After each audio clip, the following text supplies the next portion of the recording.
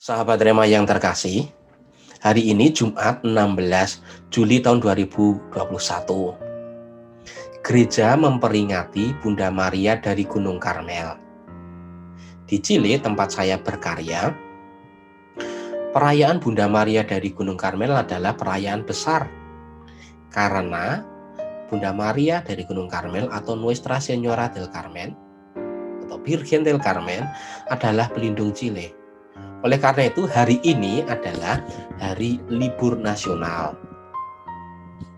Biasanya sebelum pandemi, umat mempersiapkan dengan novena. Dan dipuncaki hari ini dengan prosesi dilakukan di katedral-katedral, gereja atau kapel-kapel. Dari pusat kota, pelosok, hingga di pinggir-pinggir pegunungan Andes. Mereka melakukan prosesi ritual keagamaan. Dan nanti diakhiri umumnya mereka makan bersama sebagai komunitas kapel atau gereja.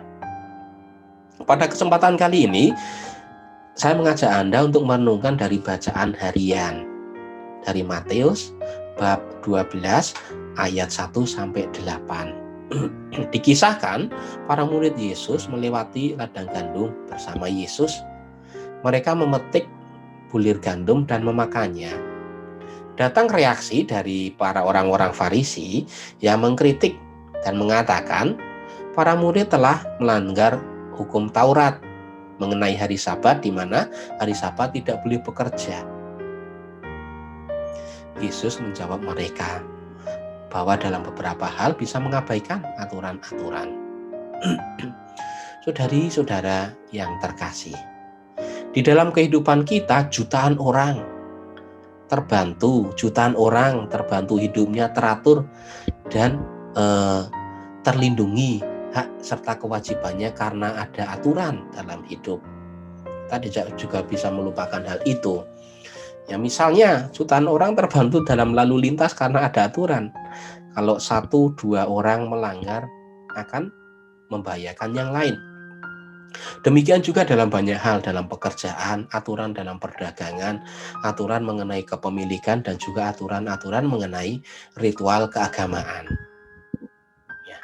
Oleh karena itu, kita harus melihat, saudari-saudara, aturan adalah sarana untuk kebaikan yang besar dan bukan tujuan.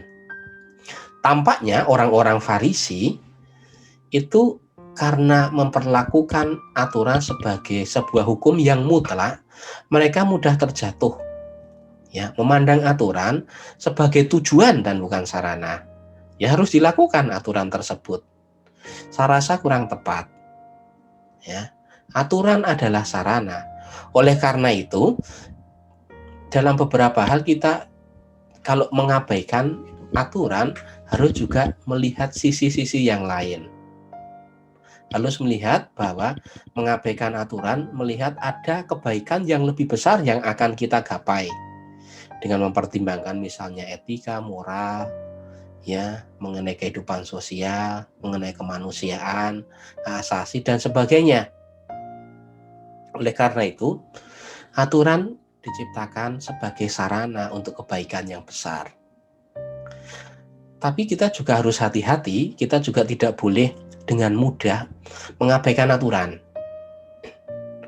Ini namanya subjektivitas, ya, kita abaikan atau kita turunkan standarnya karena kita kesulitan, ya.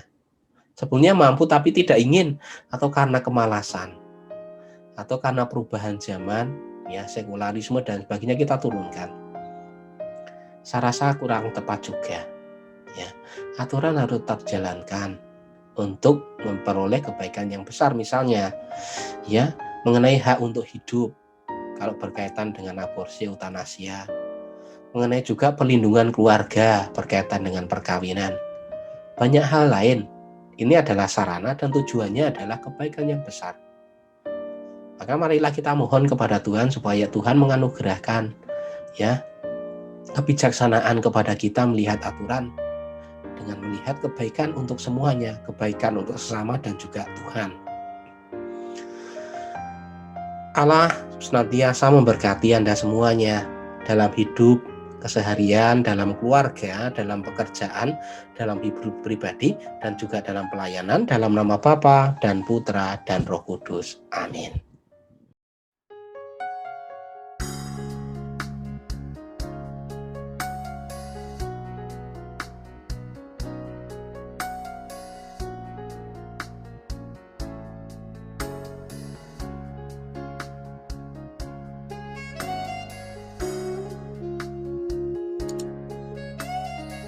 Sahabat Rema, sampai jumpa dalam program berikutnya.